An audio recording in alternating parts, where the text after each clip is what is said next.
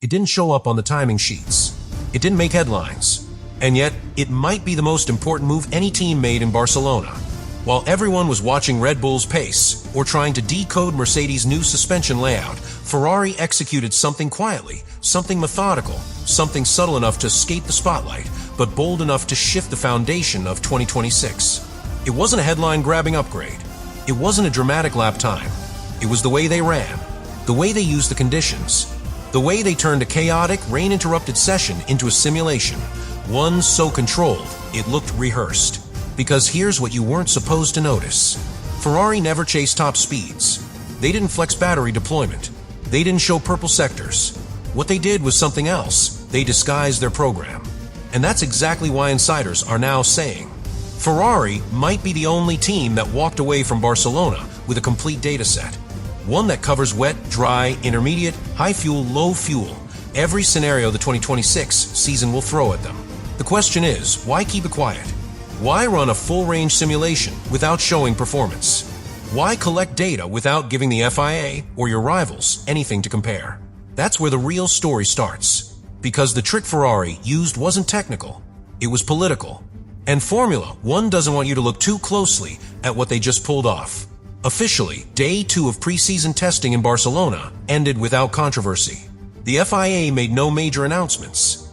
The teams gave the usual press quotes, positive first impressions, collecting data, no major issues. But underneath all of that, something wasn't adding up. Ferrari logged 138 laps. That's not just a productive day, that's near the physical limit of what's possible in a single session.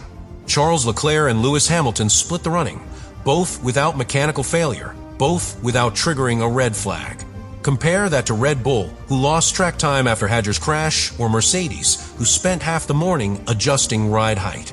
Ferrari didn't just run more, they ran cleaner. And yet, strangely, no one inside the paddock really talked about Ferrari. No headlines, no hype, no, look at this new rear wing excitement. Just a calm, almost clinical presence in the garage. It was as if the team had been told, or had decided, to stay invisible. Publicly, Ferrari's statements were cautious.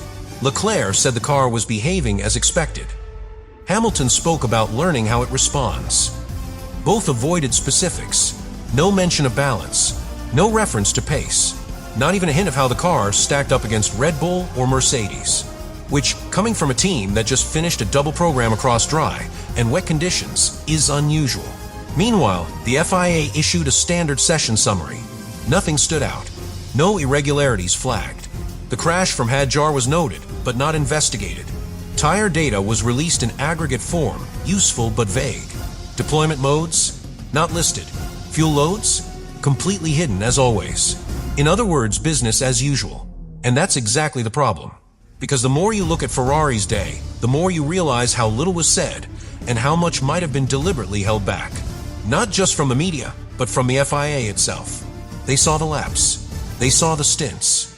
But what they didn't see, or didn't question, is how Ferrari used that day differently than anyone else.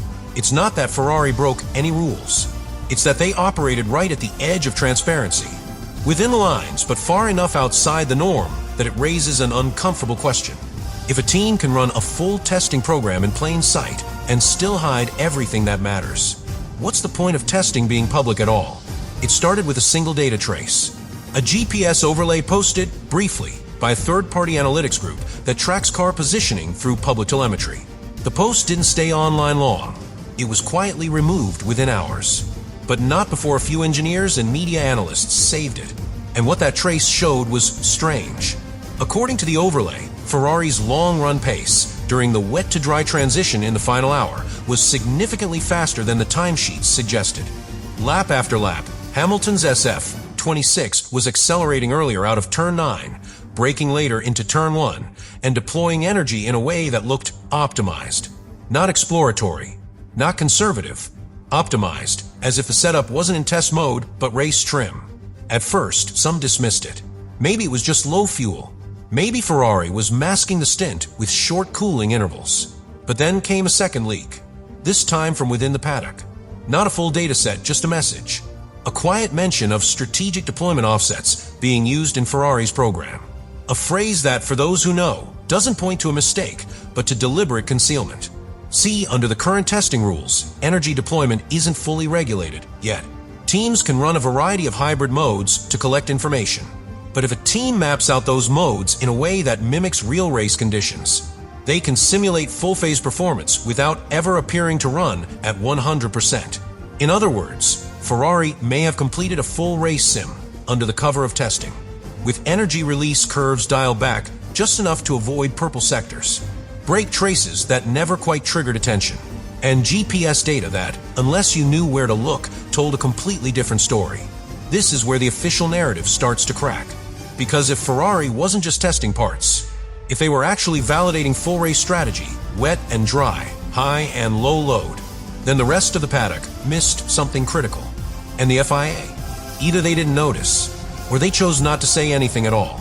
That's what makes this more than just clever engineering.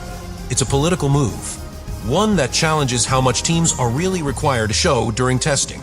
And if Ferrari just proved they can simulate a Grand Prix without ever tripping a flag, they may have just rewritten how preseason programs are run without anyone realizing it.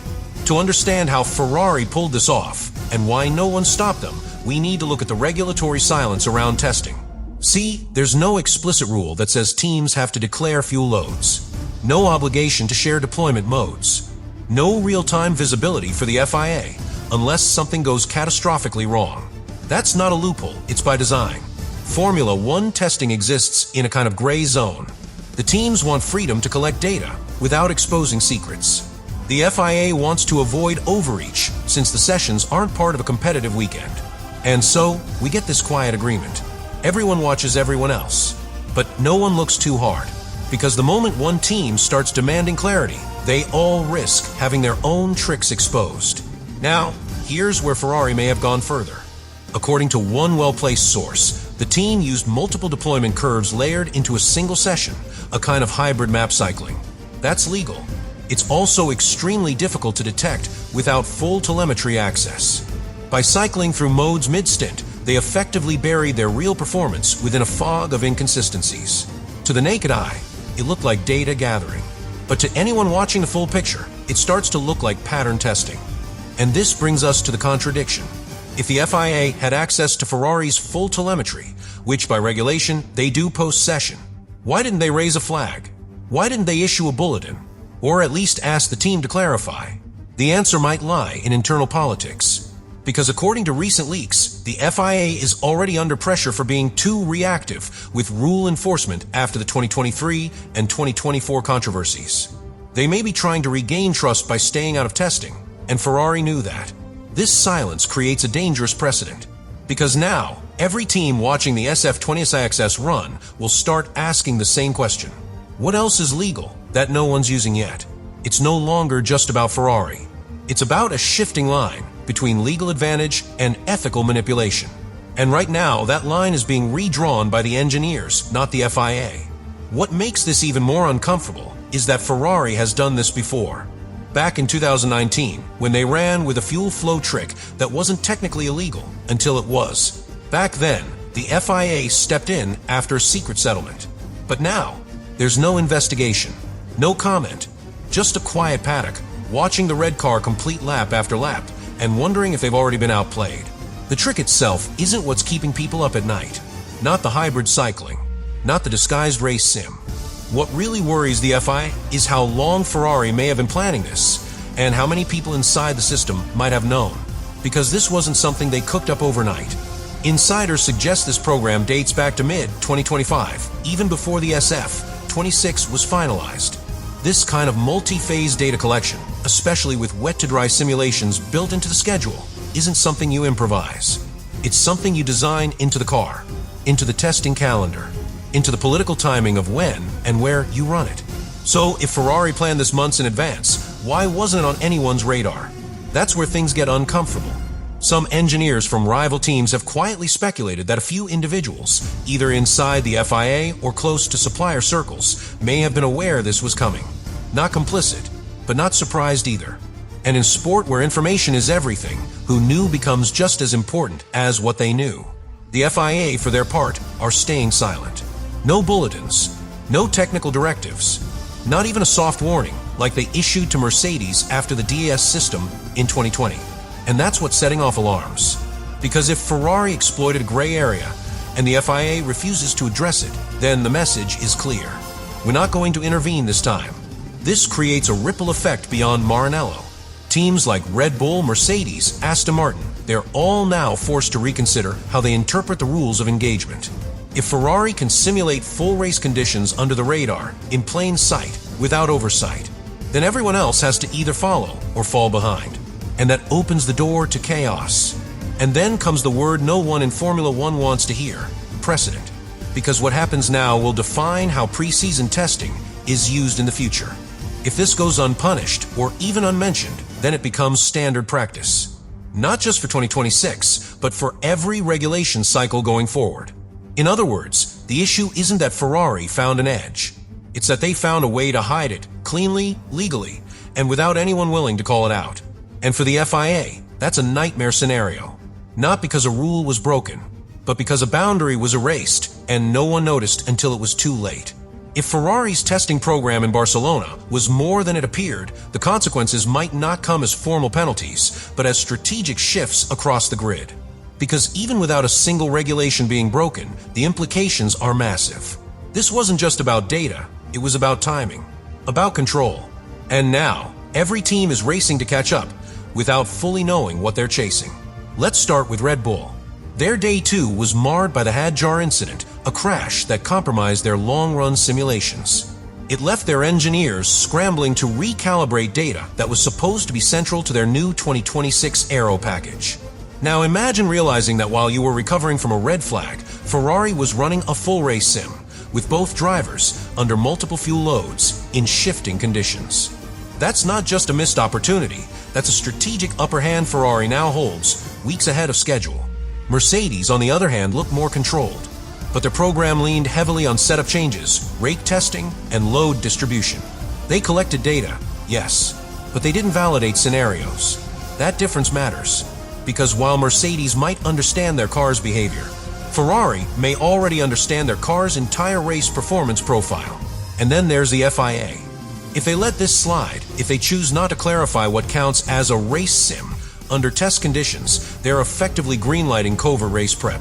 Which means by the time the grid arrives in Bahrain, the testing arms race will have gone underground. No more purple laps. No more public pace reveals. Just coded deployment, hidden fuel levels, and increasingly cryptic programs no one can verify. The FIA may have just lost control of what testing is supposed to regulate. For Ferrari, this moment could define their 2026 season. Not because they're suddenly the fastest car, but because they now have the most complete internal model of their machine. While others are still extrapolating dry stints, Ferrari has wet-to-dry degradation curves. Others are mapping tire response. Ferrari already knows how it evolves across stints. In a season with unknowns around Active Aero and hybrid load balancing, data isn't just power, it's survival. The danger, though, is that it creates two categories of teams. Those who treated day 2 like a shakedown, and those who treated it like a dress rehearsal. And Ferrari? They may be the only team who already finished Act I of the season before anyone else even read the script. But what happens when everyone realizes that? Because now the pressure is mounting. Red Bull, Mercedes, Aston, McLaren, they'll all have to respond. Not by replicating Ferrari's data, they can't, but by changing how they approach the rest of testing. And for the FIA, they're either go to tighten control or lose it completely.